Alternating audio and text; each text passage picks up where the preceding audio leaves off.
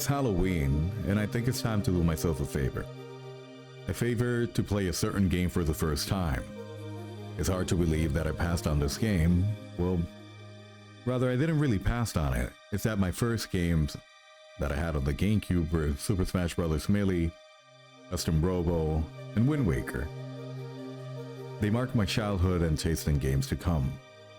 And since I come from a modest family, every time I was gifted a game, albeit for my birthday, a special occasion, or Christmas, it was a unique experience that I hold dear to my heart.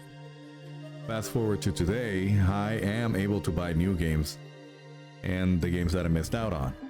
For example, Luigi's Mansion.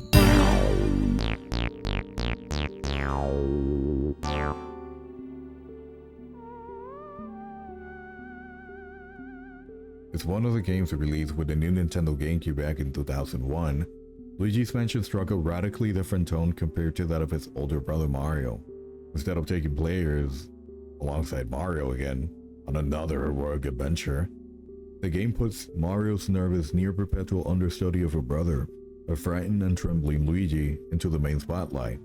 This was a complete change as compared to earlier times and offered a new type of gameplay that combined action, adventure, and puzzle solvings within what would be the gloomy confines of the Haunted Mansion.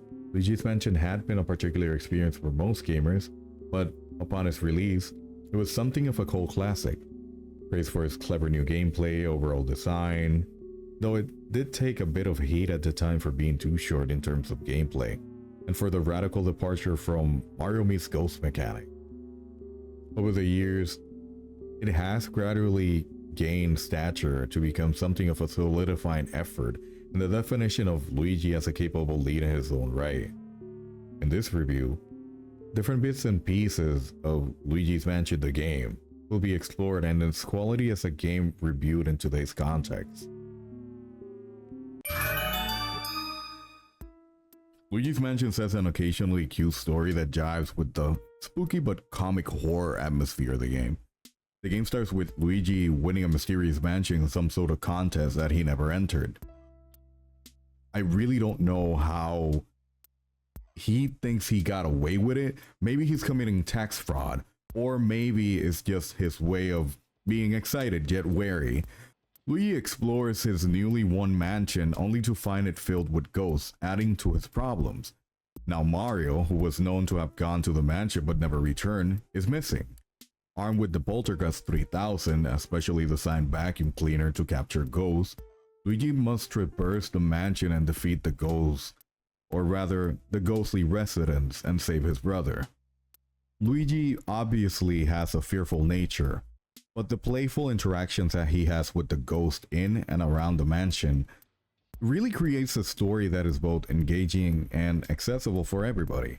The storyline moves forward through Luigi's investigation inside the mansion, where environmental storytelling and the brief cutscenes that gel into the context and progression makes it so it doesn't really touch any deep or complicated theme. It does set up the proper atmosphere to keep the player interested in trying to see every nook and cranny of this haunted mansion in search of Mario, but in my case, I was so invested in it that I forgot to start searching every nook and cranny. I enjoyed it. And with each of the ghostly characters inhabiting the game has a different personality that the backstory makes it bring out the life of the game. The introduction of these important characters aim at creating certain atmosphere inside the mansion and outside of it, but it makes the impression that the mansion serves to back it up. It's an actual place where people have lived and died in it, full of hidden nooks and secret stories that obviously are waiting to be discovered. There isn't a particular strong narrative, but the intriguing and humor that it has definitely keeps me and players going throughout this ghost hunting adventure. The game truly shines a light on itself, and the game mechanics developed for Luigi's Mansion. Switching features, Luigi's main role is catching spirits that haunt the mansion, with a ghost hunting vacuum cleaner, otherwise known as a Poltergust 3000. Aside the flashlight and the poltergust, there is something that is far more important than the glorified vacuum. Designed by Professor Egad, the Game Boy Horror in Luigi's Mansion plays a critical role in helping Luigi navigate the haunted mansion, and it adds a layer of charm and function to the overall gameplay. Primarily, the Game Boy Horror serves as a map, allowing players to keep track of the mansion's layout and see which rooms are unlocked or still need to be explored. This feature is crucial given the semi-open format of the mansion, where exploration is key to progression, but with the Game Boy Horror, the players can easily plan their routes, backtrack to previously inaccessible areas, and actually keep tabs on key rooms where important objectives need to be completed. Beyond its role as a map, the Game Boy Horror also functions as a ghost scanner. Luigi can use it to scan various objects and enemies in the environment, gaining important information about his surroundings. By scanning the specific objects, players can uncover hidden clues or interact with secret areas, adding a puzzle-solving dimension to the exploration. More importantly, scanning certain ghosts provides helpful hints about their weaknesses, guiding players on how to deal with tougher enemies and boss battles. This adds an additional layer of strategy, as players are encouraged to use the Game Boy Horror to gather intel before diving into the ghostly encounters. One of the standout uses of the Game Boy Horror is its ability to act as a first-person camera. By switching to the camera view, Luigi can inspect objects up close and find hidden details that might not be visible in the regular third-person perspective. This feature also plays into the puzzle-solving elements of the game, where closely examining certain items can lead to uncovering secrets or discovering new ways to defeat enemies. The Game Boy Horror also includes a feature that allows Luigi to warp back to Professor Egad's lab, making it easier for players to save their progress or upgrade their equipment without having to retrace their steps throughout the mansion. This fast travel system is especially useful when navigating the sprawling layout of the mansion, ensuring the players can manage their time efficiently. In short, the Game Boy Horror is more than just a quirky in-game item. It's an essential tool that enhances both exploration and combat. Its multifunctionality not only adds depth to the gameplay, but also injects some of Luigi's Mansion's signature charm, blending fun with utility in a way that's uniquely Nintendo. Fundamentally, the gameplay involves searching numerous rooms in the mansion, stunning ghosts with Luigi's flashlight, and then sucking them up with the Poltergust 3000. This mechanism is both original and tiring after the first 50 ghosts, a novelty that sets Luigi's Mansion quite apart from other Mario games. This mansion was realized in a semi-open format to let players go around and explore at their own pace, gradually unlocking new areas once they progress up further into the game. Every manor room is interactive, from the curtains to open secret entrances to old furniture that players can move around to reveal secrets. The puzzles are notably integral to the surroundings. Think on different levels on how to use the poltergust in various ways to progress. Another general point is that one of the game's strong points is how many divergent ghost encounters can go into it. With so many ghosts comes different behavior, or rather different flavors. There's a different way to dealing with them all. Some very simple beings only require a quick flash from the flashlight and a hard tug on the poltergust, while others require the player to manipulate the environment, or rather find weaknesses around the ghost to defeat it. This really makes the game interesting with fresh replayability and interest, as a gamer always just about adjust to the new situations coming up. The controls are intuitive and responsive enough to make learning the mechanics very easy for players. The curve is soft, yet it offers a great deal of depth with ghost catching mechanics while not making it boring. Rather, it's not making it boring, more repetitive. But boss battles are exceptional, mostly with regard to the requirements for proper strategy and mods, and many times they're requiring multi-affected encounters, checking both skill and creativity.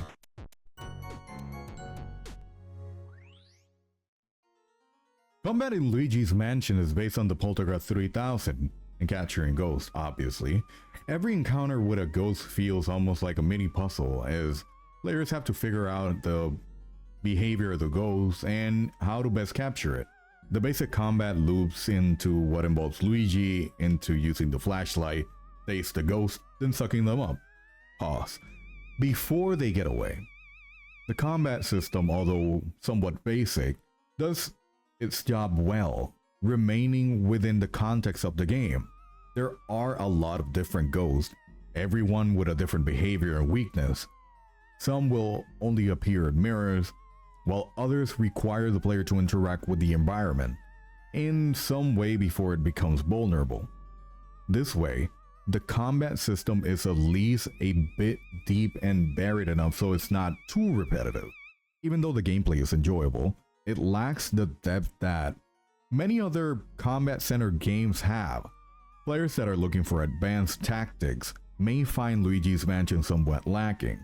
Boss battles are excellent pace changers, considering that they are much tougher and creative in fights. A lot of the fights have multiple stages where the player must first figure out how to weaken the boss before capturing it. In that regard, the creativity and variety of these encounters make them some of the most memorable moments in the game. In general, however, the simplicity of the combat system holds it back from higher levels of complexity. Luigi's Mansion was quite the performer back in the day, and it still is, being one of the very first games of the GameCube. There are no frame rate issues or technical snags. The game is smooth and is actually really polished. Everything's silky. The gameplay mechanics based on timing and capturing ghosts necessitated highly responsive pinpoint controls. Whether a player was aiming at a flashlight or vacuuming the ghost with the Poltergust 3000, every action was a cinch and all without a hitch. This worked especially well during the hair-pulling ghost battles or encounters with bosses, where response had to be immaculate for success. Load times are also minimal, which really helps with the game's pace and makes the player interested. There is no opportunity for any fluid transitions between rooms and areas around the mansion, because the load times were also minimal. This overall technical performance proves that the development of Luigi's Mansion was indeed cared for and covered with the attention for detail. And then for its time, Luigi's Mansion was kind of a showpiece for the GameCube. Presenting the console's potential for detailed and atmospheric graphics, the art style was eerie, yet whimsical. Surely having created a visual identity that stands the test of time. The house itself has been very well conceptualized, with every room having its own feel. Its own aesthetic and its own atmosphere make each nook and cranny of the mansion, whether it's the dusty library sector or the highly elegant ballroom one, seems vivid and full of life. Such an eye for detail in environmental design really bolsters the game's immersive element and makes the act of exploration a pure joy, and a scary one. One of the most impressive things within the visual aspect of the game is the lighting and shadows. The lighting effects are considerably important since they do not provide the game with light fluff, but play a key role in revealing hidden ghosts and objects. The dynamic shadows filled with Luigi's flashlight in the mansion give an eerie atmosphere, luminous, like a breathing, living entity. The design of the characters is just as strong, not least the ghosts. All of these have their own distinct look and personalities, fully expressed with their animations and behaviors. Even Luigi himself is animated enough to flesh out his nervous and hesitant nature, easily making him one of Nintendo's most relatable characters. The Luigi's Mansion soundtrack indeed brings out the essence of the gameplay, because it's written by Kazumi Totaka. The music contains themes that are eerie yet light in playfulness. The main theme is perhaps the most recognizable, and the spine-haunted melody couldn't have fit the game better. As the music runs fluid throughout the mansion, it reflects all the changing settings and the challenges that Luigi is being put through. From the ghostly and hollow sounds of the abandoned hallway, to the playful tunes of a ballroom in a more lighthearted part of the house. The music changes with the settings of the game. From the ghostly abandoned halls to a lighthearted ballroom in order to create an enhanced atmosphere. There are parts of the songs, like I would say the main theme of the mansion. Luigi starts whistling the tune, which in turn makes it meaningful. The more health you have, the better he sounds. The lower the health, well, you get the idea. Sound effects contribute equally to creating the atmosphere of playing. The creaking of the floorboards, the howling of distant ghosts, and the jitters that Luigi always creates while walking in the haunted mansion. The design and sound is so crafted to suck players into the world of the game, and every encounter with a ghost feels meaningful. The voice work of Charles Martinet, for the character Luigi of course, adds another layer of quality to the game. His nervous calls of Mario and the general state of unease are really quite endearing, but also help hammer the fact that Luigi is a really reluctant hero who gets out of his step a bit too frequently.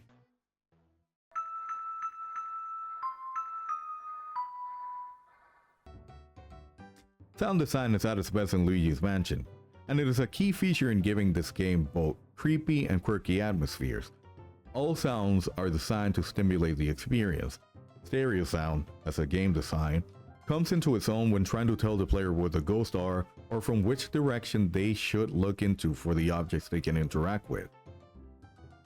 Another of the most recognizable sounds of the game is Luigi, who is simultaneously humming while the dark mansion is getting explored at the same time. This sort of subtle touch lends character to Luigi and sets up the tone of the game all in one go. The overall sound design in the game perfectly complements the visuals and sets the gameplay mechanics to bring the life into it. From the creaking doors to the unsettling whispers of the ghost, every detail of the audio is carefully put together to suck the player into the haunted mansion. The sound design of the Poltergust 3000 is also especially satisfying, from the hum of the vacuum when it turns on, to the sucking sound as you capture the ghost, to the different noises that ghosts make when struggling to get free. Everything comes together to further immerse you in the game. Contacts with the game feel impactful and full of replay value due to these sounds.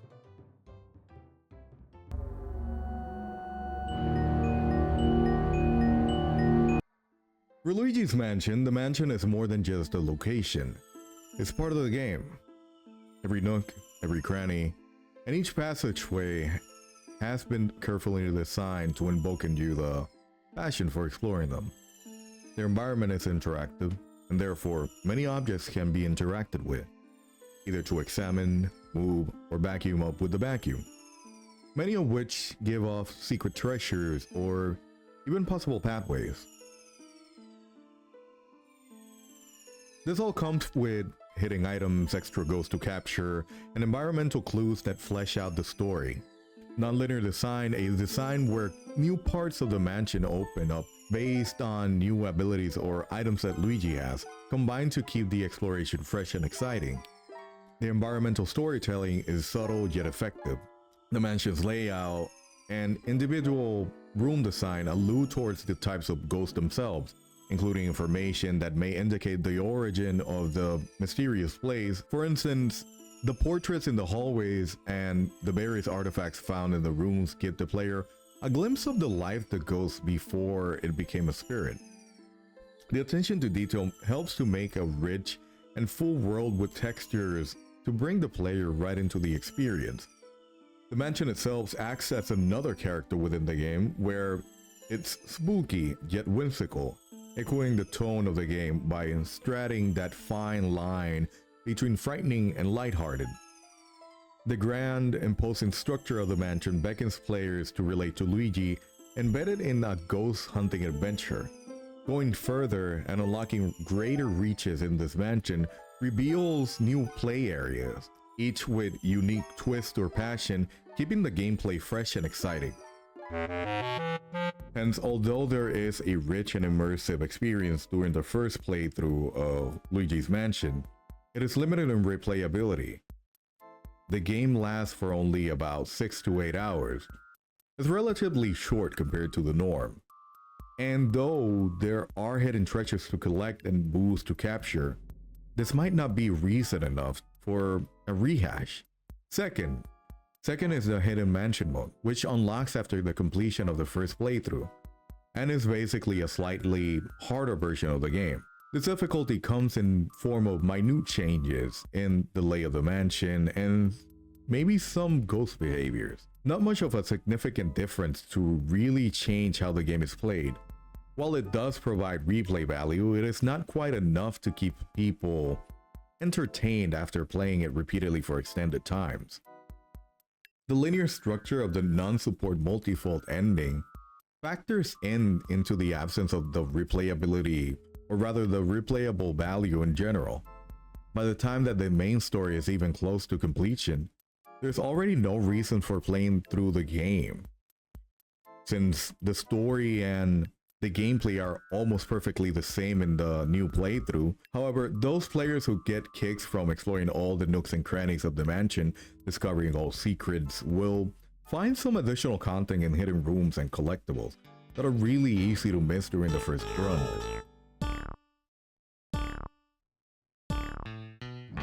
Luigi's Mansion is an amazing game, one that perfectly melds in not only fun game mechanics, but also a perfect atmosphere. It comes across as a type of title that is just generally unique to the Nintendo library, in that it offers an engaging and memorable ghost hunting adventure. Though the storyline itself is quite simple, the presentation style of the game is so charming that it keeps gamers engaged from the start to finish. The gameplay mechanics are where the game really shines. Generally, the balance between exploration and puzzle solving and catching ghosts with the Poltergust 3000 is just done so well. It is truly one of the new elements of the Mario series, which is by definition a platformer with some twists. The intricacy of the design of the mansion and the variety in ghost encounters ensure that gameplay remains interesting from start to finish. The game does have its downsides though. The combat is quite fun, but the discretion isn't of prominence, and the game is a little bit too short and linear, lowering its replay value. Notwithstanding, Luigi's Mansion is one of the games that has established its own place in Nintendo history, with its unique concept, engaging gameplay, and charming presentation. That's why the final score, or overall rating of the game, is a B, because it's quite excellent, though it falls short on replayability.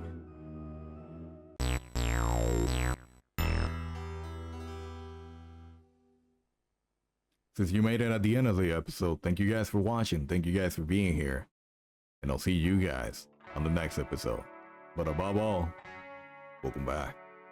Bye now.